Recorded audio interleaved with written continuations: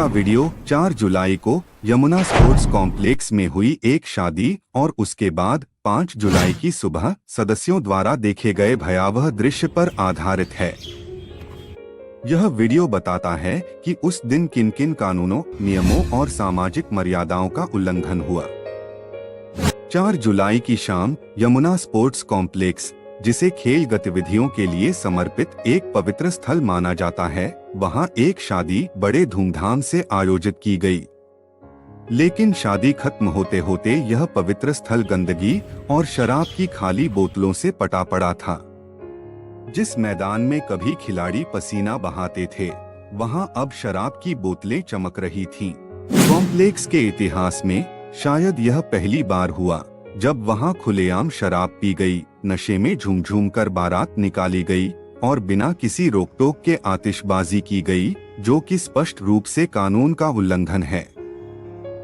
Delhi NCR में पटाखों पर बैन है, लेकिन यहाँ खुलेआम उनका उपयोग किया गया। इससे न सिर्फ वायु और ध्वनि प्रदूषण फैला, बल्कि बच्चों, वरिष्ठ नागरिकों और सुबह वॉक करने वालों की सेहत पर भी बुरा असर पड़ा। इन पटाखों का असर वाईएससी से सटे विज्ञान विहार में भी हुआ, जहां कुछ लोगों ने यह भी कहा। हेलो, मैं 140 विज्ञान विहार से बोल रही हूँ। कल रात यहाँ बहुत डिस्टरबेंस हुई, बहुत पटाखे वगैरह चले, बहुत धुआं हुआ। मैं बता नहीं सकती कि मेरी क्या हालत थी और मैं बहुत परेशान हो गई थी। तो आगे से ये ऐसी चीज ना होने पाए, आप प्लीज मेहरबानी करके ख्याल रख लीजिए। Thank you very much. कल रात यहाँ पर बहुत शोर हो रहा था।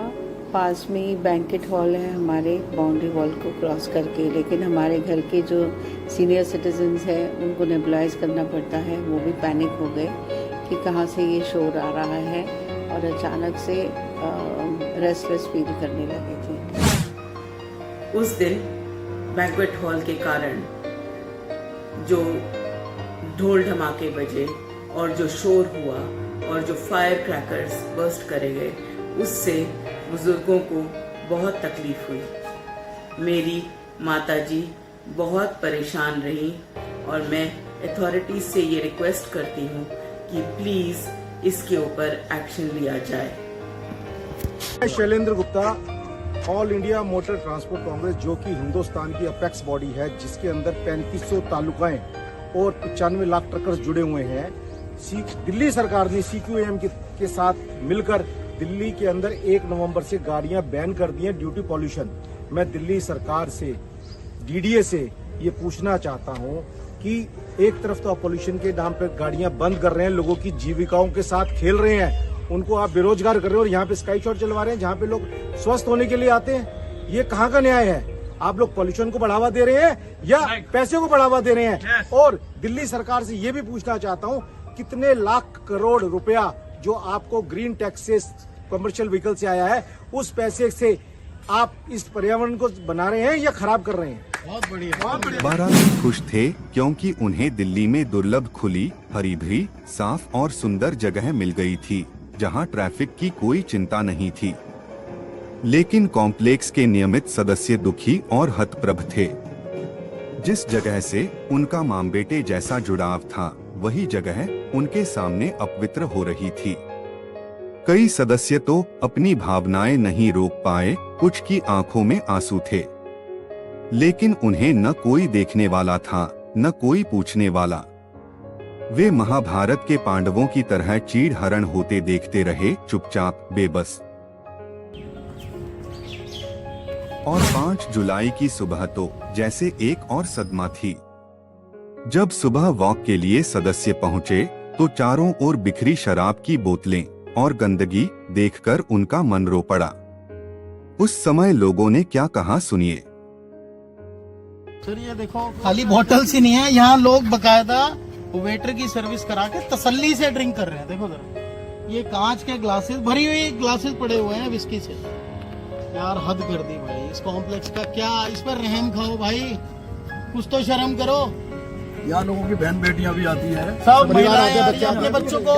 अपने बच्चों को फ्री छोड़ के चला जाता है आदमी कि चलो आप मैं आगे पिक कर लूंगा आपको। चौथा स्पॉट है सर। 3 स्पॉट पहले आइडेंटिफाई हुआ है, ये चौथा स्पॉट है। देखो ये इसकी बॉटल पड़ी हुई है, पानी की बॉटल्स। क्या ये वही पहले वाला कॉम्प्लेक्स है क्या? जब से बैंक्वेट हॉल शुरू हुआ है ये पहले वाला कॉम्प्लेक्स है क्या? देखो जरा आप जगह, ये चौथी जगह है जहाँ पर शराब की बोतलें पड़ी हुई हैं, पानी की बॉटल्स पड़ी हुई हैं। आओ सर आगे आओ, ये बॉटल्स पड़ी हुई हैं सर, ठीक है।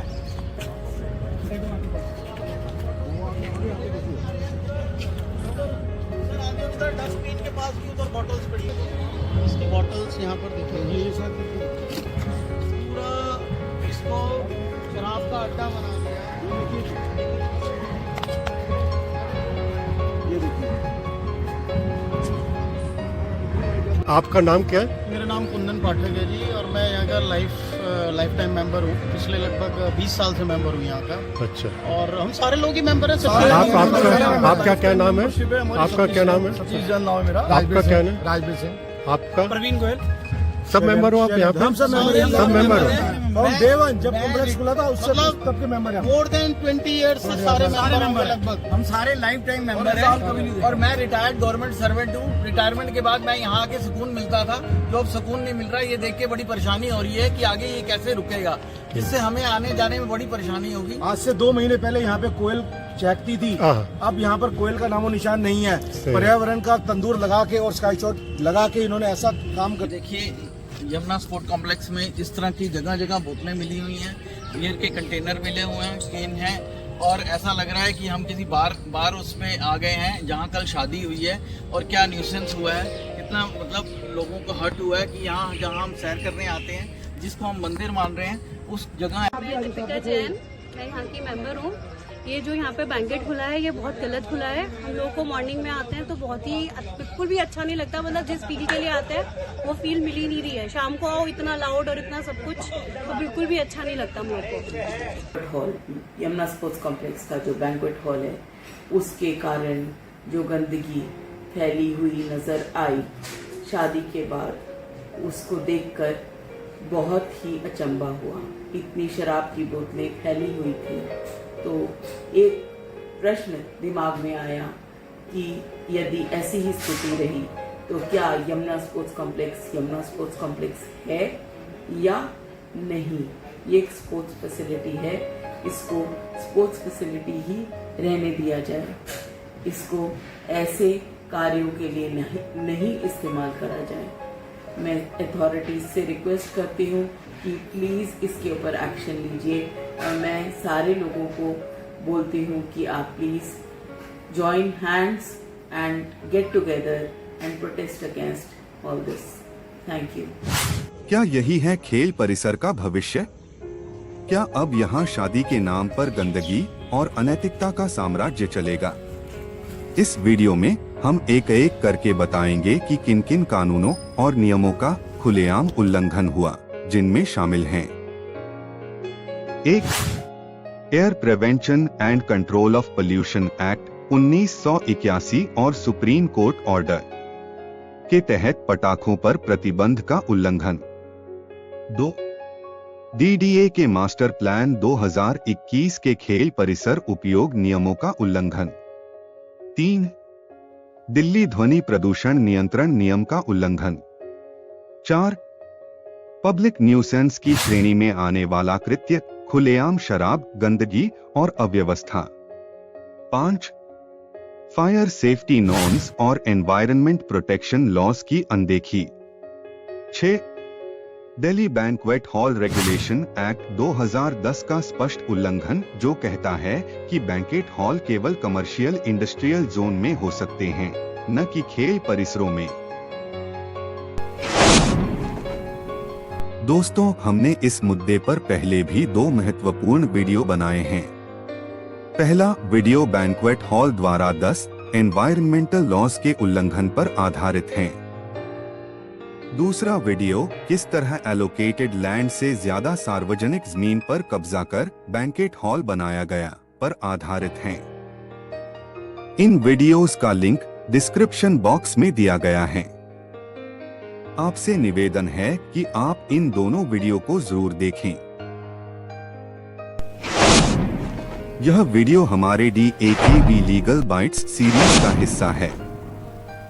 यदि आप DDA द्वारा किए जा रहे इस व्यवसायीकरण को रोकना चाहते हैं तो इस वीडियो को जितना हो सके शेयर और कमेंट करें। हमारी आवाज जितनी दूर जाएगी दबाव उतना बढ़ेगा। और हाँ, कृपया चैनल को सब्सक्राइब करें ताकि आप इस जन सरोकार से जुड़ी हर नई जानकारी सबसे पहले पा सकें।